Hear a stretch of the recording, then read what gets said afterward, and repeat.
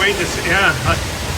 The lower region of Michigan is currently emerging from a catastrophic line of severe thunderstorms that brought destructive, hurricane-force wind gusts of up to 90 miles per hour, leaving over 100,000 residents without power.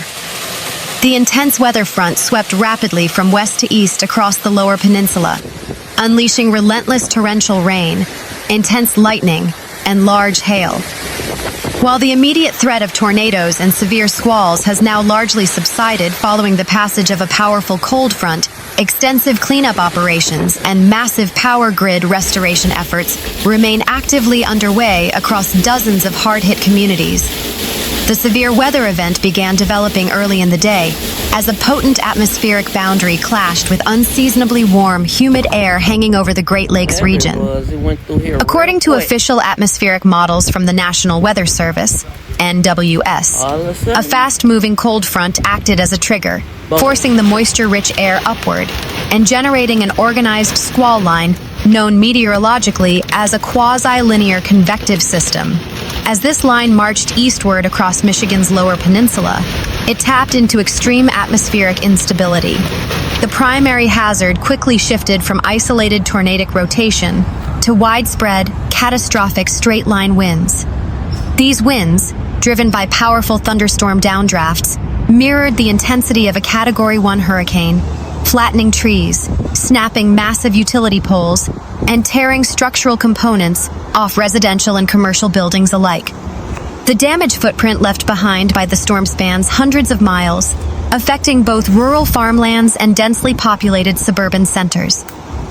Emergency management agencies across multiple counties have been working around the clock to clear critical roadways and assess structural integrity. At the Capital Region International Airport located in Lansing, officials reported peak wind gusts reaching an astonishing 68 miles per hour. The sheer force of the wind flipped over 3 small parked and towed aircraft on the tarmac, prompting temporary runway closures while ground crews secured debris. While many regional weather stations recorded gusts between 60 and 70 miles per hour, the highest verified measurement came from the Michigan Storm Chasers Network. Their instrumentation officially clocked a peak, localized straight-line wind gust of 90 miles per hour in Eaton County, illustrating the raw power of the storm's core. Educational and civic structures bore the brunt of the physical damage. In Woodland, Berry County, severe structural failure was reported at the Lakewood Early Childhood Center, where winds compromised portions of the building's exterior envelope. Miraculously, because the severe weather hit outside school operational hours, no injuries were reported. The storm spared no one, including the forecasters tracking it. At the NWS Grand Rapids office, powerful gusts ripped shingles off the roof and damaged external monitoring equipment, though meteorologists managed to maintain continuous radar operations throughout the crisis. The primary long-term challenge for the state is the massive failure of the electrical grid. At the peak of the storm, over 100,000 homes, schools, and businesses lost electrical service simultaneously as falling trees brought down miles of high-voltage transmission lines. Utility companies deployed hundreds of specialized field crews immediately following the passage of the storm front. While technicians have successfully restored power to more than 58,000 households within the first 24 hours, the sheer volume of physical damage means full restoration will take days. The hardest-hit regions still managing significant outages include Saginaw County, over 5,200 customers remaining without power; Allegan County, over 4,400 customers remaining without power; Macomb County, over 3,200 customers remaining without power; Berry County, over 2,400 customers remaining without power. Energy providers are urging the public to exercise extreme caution. Any downed wire must be treated as a live, energized, and highly lethal hazard.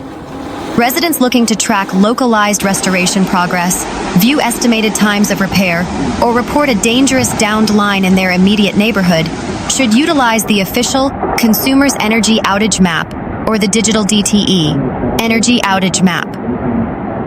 Neighboring municipalities have enacted mutual aid agreements, sending chainsaw crews and heavy machinery to assist the worst-hit areas in clearing debris from local thoroughfares. State police and local sheriffs have established temporary detours around roads blocked by tangled electrical wires and crushed trees. Municipal authorities have also issued guidance regarding the use of portable generators, warning citizens to keep them outdoors and away from windows to prevent deadly carbon monoxide poisoning. Cooling and charging stations are being considered in townships where power restoration is expected to lag into the weekend. Fortunately, the meteorological setup behind the storm is bringing an immediate, highly favorable shift in conditions. According to the latest regional updates issued by the NWS Detroit office, the volatile storm system has completely exited the state, pushing eastward over the maritime borders. The trailing edge of the strong cold front is ushering in a remarkably cooler, drier continental air mass from the north. This transition is triggering a dramatic environmental shift. Regional daytime temperatures are plummeting by nearly 20 degrees Fahrenheit compared to the pre-storm highs. The thick oppressive humidity that fueled the morning's convective instability has evaporated, replaced by calm, stable air. Lower Michigan can expect calm, clear, and sunny skies with daytime highs leveling out comfortably in the low 60s. This ideal weather window will provide optimal conditions for utility crews working aloft and residents cleaning up their properties. Meanwhile, local media has heard reports of trees falling onto houses and roads, damaging property and blocking roadways in the region. Drivers are advised to seek alternate routes if your road is blocked by downed trees. A carport at Timber Lake Apartments, a complex near the Lansing-East Lansing border, was also damaged by heavy winds, which appeared to at least partially lift the structure off of the ground and bend it. There are also reports of trees falling onto power lines in the area as well. Strong winds are also downing power lines in the area. If you happen to come across a downed power line, always assume it is live and carrying electricity, even if there are no signs such as arcing, sparking, or smoking. Keep a safe distance and immediately call 911. Lake Drive in Meridian Township is closed between Carlton Street and Woodwind Trail due to a downed power line. Authorities are asking community members to avoid the area. Traffic lights are also out across the area, including those at the intersection of Saginaw Street and Homer Street on the east side of Lansing. Remember to drive with caution and treat all non-functioning traffic lights as four-way stops. The Michigan Department of Insurance and Financial Services is reminding residents to watch for fraudulent contractor schemes after storms. Monday's storm coincided with Contractor Fraud Awareness Week. After storms, fraudsters may call or go door-to-door claiming to offer services like debris cleanup or home repairs, DIFS said in a release. They may claim to be an adjuster, contractor, or other service provider.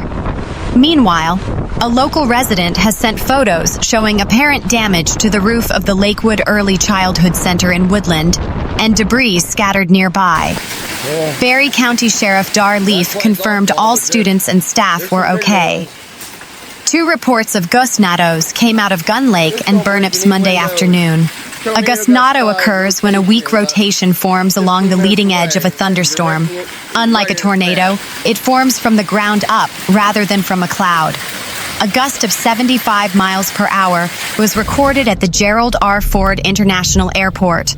No reports of tornadoes or hail were recorded. Unlike a tornado, it forms from the ground up rather than from a cloud. Local resident has sent photos of some branches and trees down in various areas. A section of Eastern Avenue was closed in Byron Township after a tree fell on the road, taking down power lines and blocking traffic. Crews expected it to be cleared around 6:30 p.m. In the Door area, 2 trees fell on a home. Joe Schaffer, who owns a tree service company, said family members were in the basement when the trees came crashing, but they're all okay. They felt the house shift and escaped through the basement window. Schaffer told News 8 his company has been busy, receiving 15 calls in just a few hours. A severe thunderstorm warning prompted Wayland Union Schools to put its buildings on a shelter in place, so the secondary schools were not expected to dismiss on time. schools were dismissed about 2:45 p.m. The delay put elementary buses about 20 minutes behind schedule, the district said. On Fletcher Avenue off Main Street, homeowner Brandon Shaw told News Channel 3 the storm hit quickly.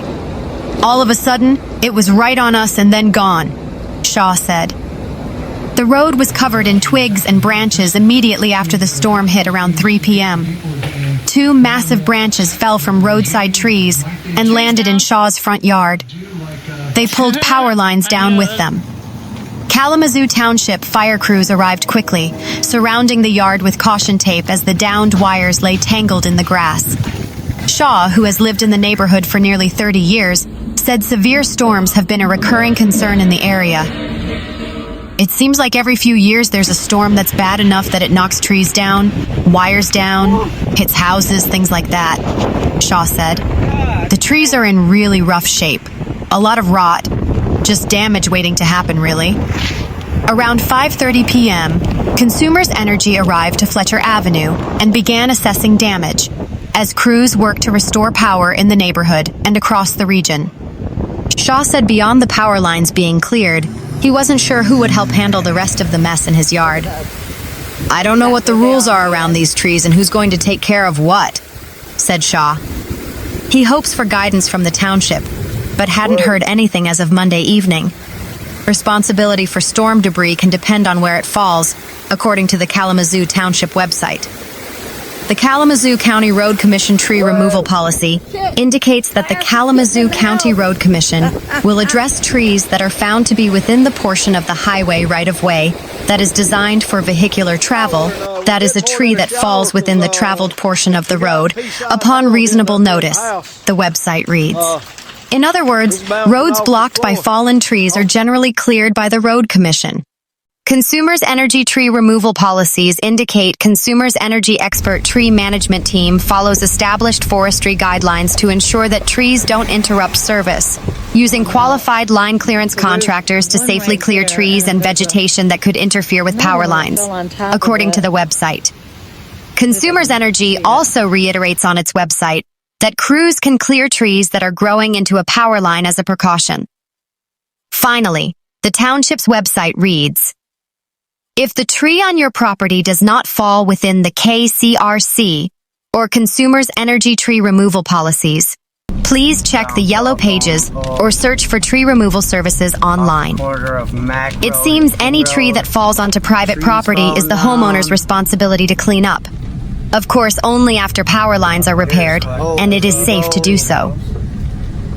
Consumers Energy and the Road Commission of Kalamazoo County did not immediately respond to requests from News Channel 3 for comment about how homeowners can determine responsibility in unclear cases or what options may be available to those who cannot afford cleanup costs. Consumers Energy urges residents to treat all downed power lines as live and dangerous. If you see a downed line, call 911 immediately.